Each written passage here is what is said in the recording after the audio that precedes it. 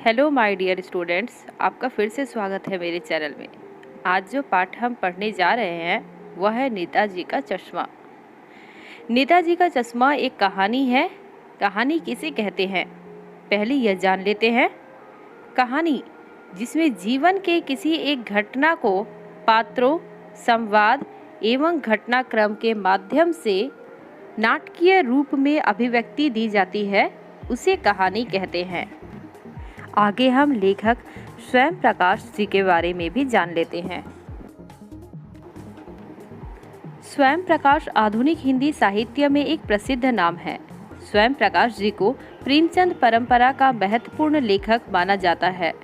अब तक इनके 5 उपन्यास और 9 कहानी संग्रह प्रकाशित हो चुके हैं। इनकी कहानियों का अनुवाद रूसी भाषा में भी हो चुका है। स्वयं प्रकाश जी ने अपनी रचनाओं में मध्यम वर्गीय परिवार की समस्याओं, उनकी पीड़ाओं और उनके संघर्षों के विविध पक्षों को पाठकों के सम्मुख उपस्थित किया है। पाठ को शुरू करने से पहले हम इस पाठ में आए पात्रों के बारे में भी थोड़ा सा जान लेते हैं। हवलदार साहब एक भावुक और सहृदय व्यक्ति, पान वाला, चौराहे पर पान की दुकान वाला। कैप्टन एक वृद्ध जो चश्मे बेचता है। मास्टर मोतीलाल हाई स्कूल में ड्राइंग मास्टर। चलिए आगे हम कहानी पढ़ना शुरू करते हैं। कहानी कुछ इस प्रकार है कि हवलदार साहब हर 15वें दिन कंपनी के काम से एक छोटे से कस्बे से निकलते थे।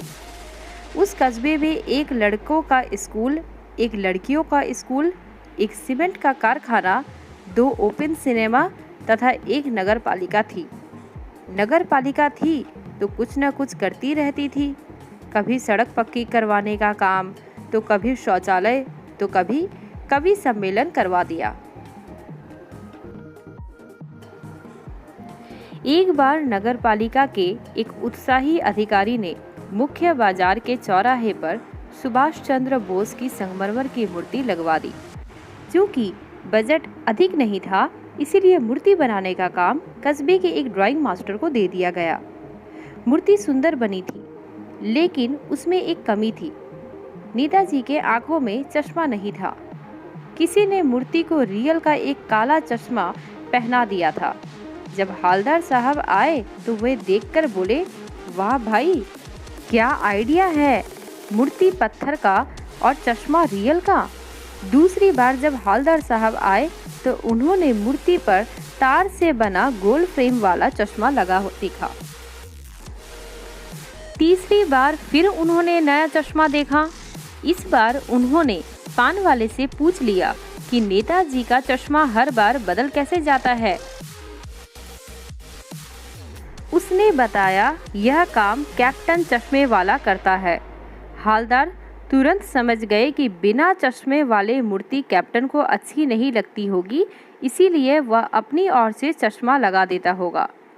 जब कोई ग्राहक वैसा ही फ्रेम वाला चश्मे की मांग करता होगा तो मूर्ति पर लगा है तो वह मूर्ति से उतार कर दे देता होगा और मूर्ति पर फिर नया फ्रेम वाला चश्मा लगा देता होगा।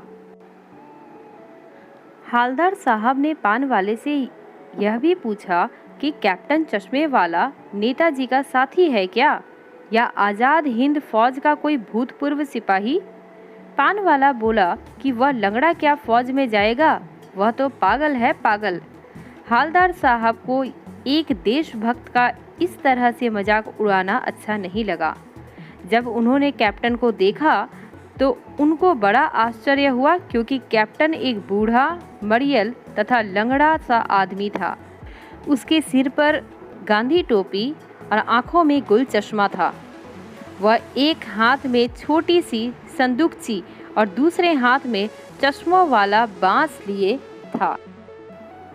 आगे 2 साल के भीतर हवलदार साहब ने नेताजी के मूर्ति पर कई चश्मे बदलते हुए देखे।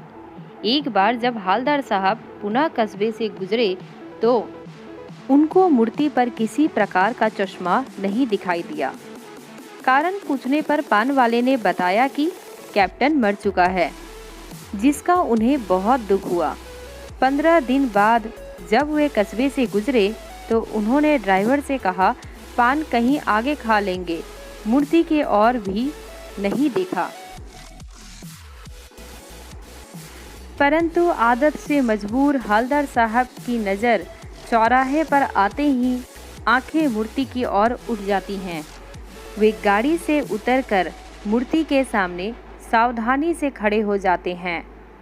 मूर्ति पर बच्चों द्वारा बना एक सरकंडे का छोटा सा चश्मा लगा हुआ था। सरकंडे का चश्मा देखकर उनकी आंखें नम हो जाती है। वे भावुक हो गए। बच्चों, आगे हम इस पाठ का उद्देश्य जान लेते हैं। इस कहानी को लिखने के पीछे लेखक का क्या उद्देश्य रहा होगा। नेताजी का चश्मा हर भारतीय के अंदर देशभक्ति की भावना और अपने स्वतंत्रता सेनानियों के प्रति सम्मान का भाव जागृत करने का प्रयास करती है। प्रस्तुत कहानी के माध्यम से लेखक ने यह बताने की कोशिश की है कि जब हम अपने महापुरुषों की प्रतिमा की स्थापना करते हैं, तब उसका उद्देश्य यह होता है कि उस महान व्यक्ति की स्मृति हमारे मन में बनी रहे। हमें यह स्मरण रहे कि उस महापुरुष ने देश व समाज के हित के लिए किस तरह के महान कार्य किए।